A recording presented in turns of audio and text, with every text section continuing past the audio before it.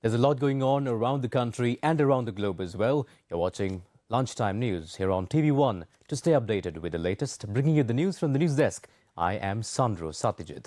Before we take a look at your news in detail, first your headlines.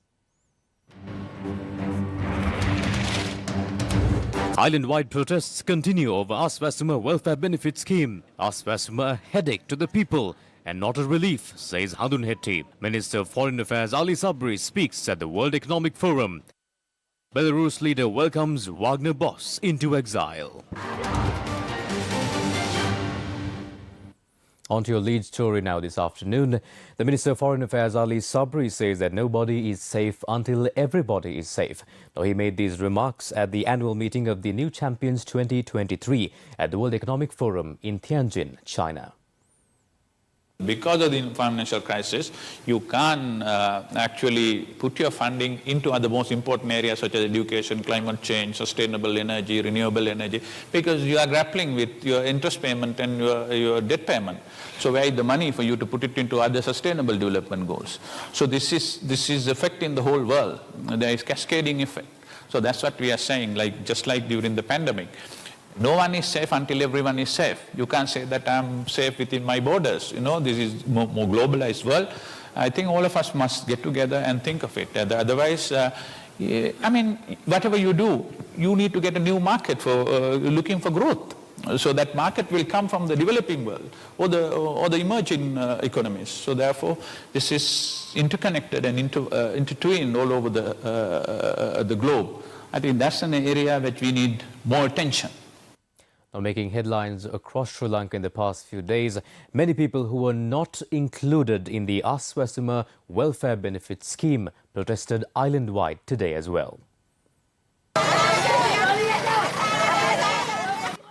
A large group was seen protesting at the Bagamuwa town this morning. Later, the protesters blocked the Dambula-Kurunegala main road from Bagamuwa, and due to this, traffic on the road was disrupted for half an hour. Police officers deployed from the Gokarala police station reached the scene and dispersed the protesters from the road, allowing for traffic to return to usual. Later, a single protester arrived at the Bagamuwa Divisional Secretariat and protested.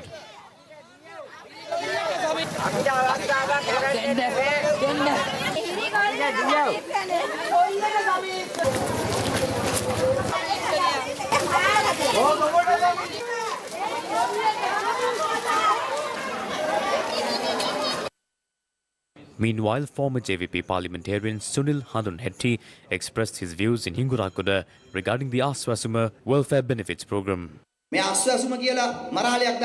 What is Ashwasuma? It will be a headache to the people and not a relief.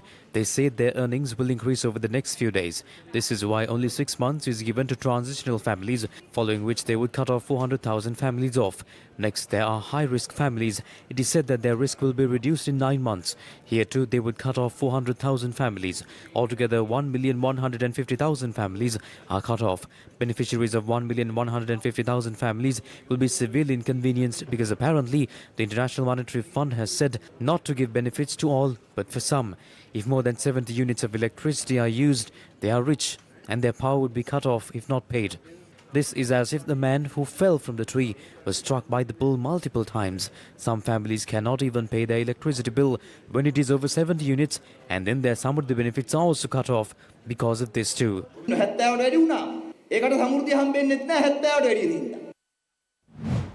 Meanwhile, Chief Executive of the Samagi Jana Balawegaya, Ajit P. Perera, says a group of people who should receive the Samurdhi benefit have been faced with injustice. There is so much discontent because the government did not properly manage the selection process. The most suitable people have been cut off and unfit people, including relatives and friends of development officers, have been added to the list. Those who are close to politicians of the government have also joined this. Therefore, this method of selection and the way it was followed and the manner in which data was entered was different. Therefore, it is wrong to say that there is no issue because it was done by computers. The people are those who entered information into those computers. The issue has arisen due to the errors in the information that was entered.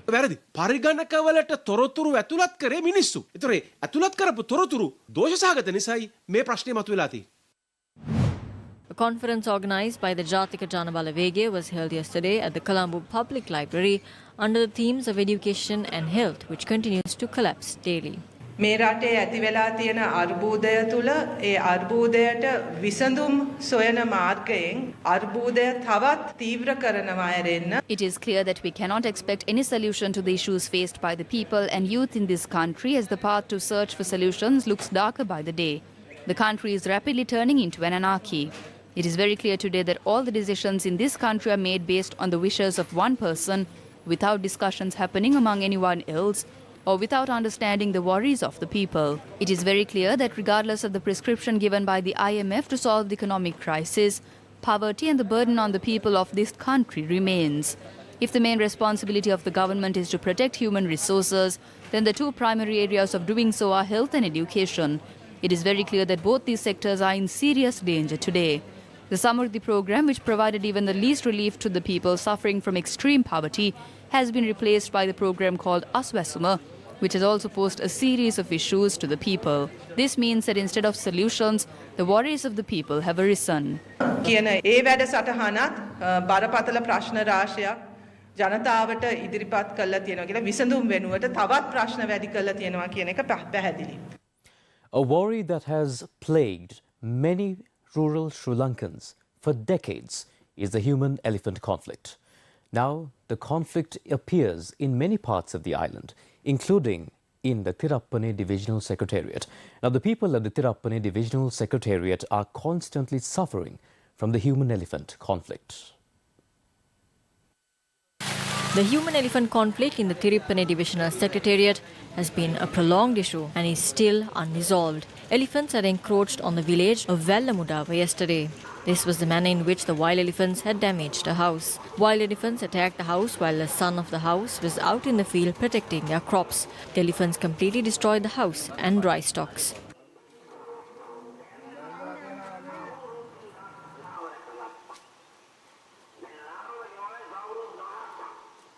This is not a new issue. This is an issue faced by the people over a long period of time. Are the people to be blamed for it?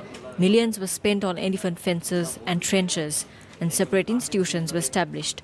What happened to those? Are corrupt officials not responsible for the people's suffering?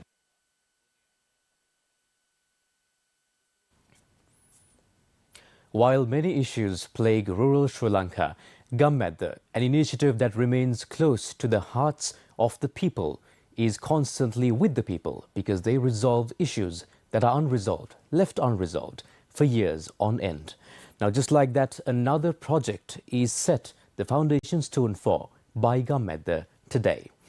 Now, Gammadda is providing safety to a group of children who are living in fear due to the danger of wild elephants. Now, wild elephants encroaching villages is a much pertinent issue that is not addressed for decades on end. This project is sponsored by Ranjan Piasari Dantanarayana, a retired customs director residing in Ratmalada. Children of the Eriava village in Mahava Kurunagala study at the Mahinda Primary School. The main challenge for these people, whose livelihood is farming, is the wild elephant conflict. Now, the issue is that it poses a threat not only to their crops, but also to the lives of the villagers, as we have seen for decades. Elephants also encroach on the school premises, and as a result, parents are concerned for the safety of their citizens.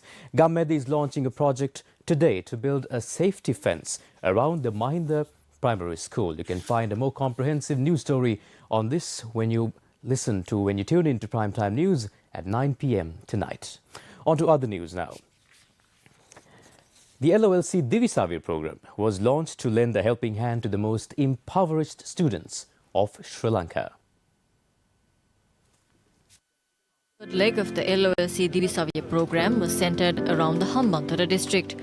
Books and other stationery equipment were distributed among students in the Palathuduwa Junior College, Ilukkumula Junior College, Valigata Central College and Boondara Junior College this morning.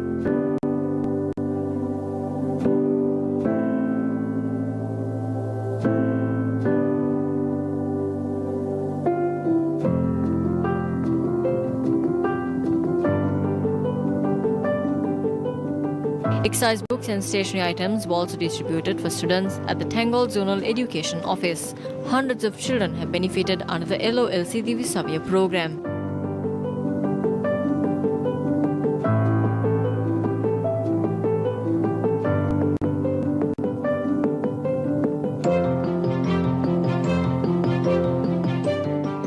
Worthy initiative is a collaboration between the LLC Group and the Ministry of Education. On to other news now. The insurance company of the Express Pearl vessel has agreed to refer the case filed in the Singapore High Court seeking compensation for the damages caused to the environment of Sri Lanka, including the Sea of Sri Lanka, to the International Commercial Court in Singapore. Now, the Attorney General's Department says the relevant company informed the government of the same. The Attorney General's Department also added that the case will be called again in Singapore on the 6th of July. The Attorney General's Department says that by referring the compensation case to the International Commercial Court, it is possible to obtain proper compensation related to the damage of the environment without any hindrance. The Attorney General's Department says the representatives of Sri Lanka will leave to Singapore after the 17th of July to discuss the agreements related to the compensation case. Now, furthermore, the agenda related to the discussions was prepared and a group of 9 people will participate in the discussions as well.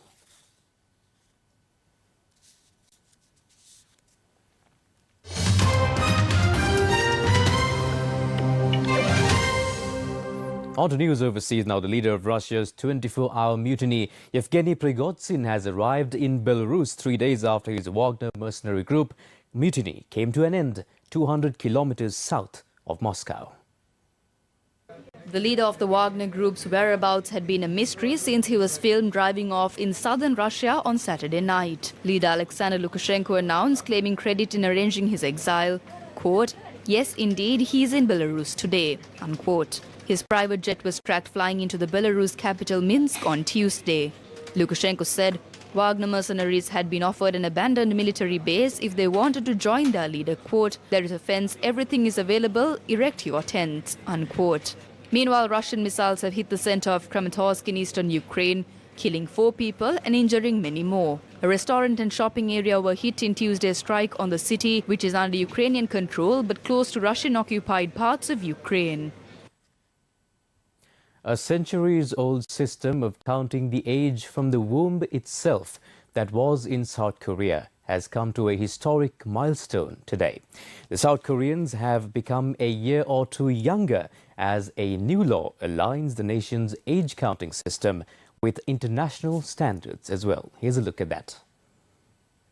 The law scraps the centuries-old system that deems South Koreans 1 year old at birth, counting time in the womb. The entire population also aged by a year every first day of January instead of their birthdays under the old system. The switch to age counting based on birth date took effect on Wednesday. The South Korean president pushed strongly for the change when he ran for office last year. He said non-standardized age counting methods created unnecessary social and economic costs. For instance, disputes have arisen over age-based insurance payouts and determining eligibility for government assistance programs. For more news in detail, you can always visit our website at www.newsfirst.lk, and even if not, our social media pages on YouTube, Facebook, Instagram and Twitter as well to stay updated with the latest of news. Bringing you the news from the news desk for Lunchtime News, I am Sandro Satyajit signing off. Have a beautiful day.